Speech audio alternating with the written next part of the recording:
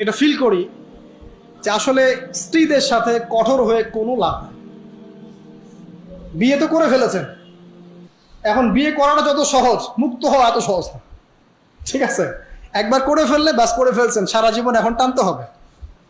ঠিক আছে, ইল্লা মাশাআল্লাহ, কারণ পরিবার ধ্বংস হয়ে যাওয়ার চাইতে অ্যাটলিস্ট একসাথে থাকাটা উত্তম। এটা ইসলাহু খায়র, যেটা ইসলাম সেটা উত্তম। আর একবারে যখন কোনো অবস্থায় টেকা যায় না, তখন না ইসলামে একটা বিচ্ছেদের ব্যাপার আছে, ডিভোর্সের একটা ব্যাপার আছে। কিন্তু নারী জাতিটাকে আল্লাহ পাক এমনভাবে সৃষ্টি করেছেন, ইনশাআল্লাহ ফ্যামিলি নিয়ে আমি একদিন লেকচার দিব, সেদিন বলবো ইনশাআল্লাহ ডিটেলস, যে আপনি যত কঠোর হবেন তত বেঁকে বসবেন। আপনি যত কঠোর হবেন তারা বেঁকে বসবে। তাদের সাথে এত বেশি কঠোর হয়ে কোনো ফায়দা নাই। কিভাবে ডিল করতে হবে একটা সূত্র বলে দেন।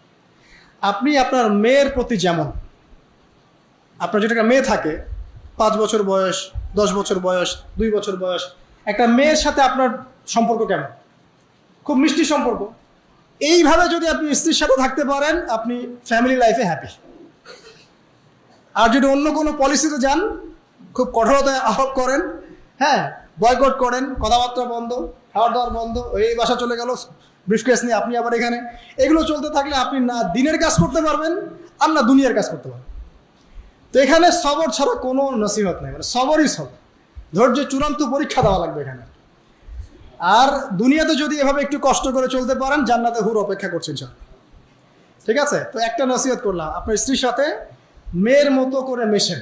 মানে আপনার মেয়ের সাথে আপনি যেমন, আপনার ছোট্ট ছেলে সন্তানের সাথে আপনি যেমন, এভাবে একটু ডিল করেন, তাহলে দেখবেন যে আপনি স্ত্রী মাশাআল্লাহ, ওর চেয়ে ভালো মানুষই থাকবে না তখন, এবং তার কাছে আপনার চেয়ে ভালো কোনো মানুষই থাকবে না।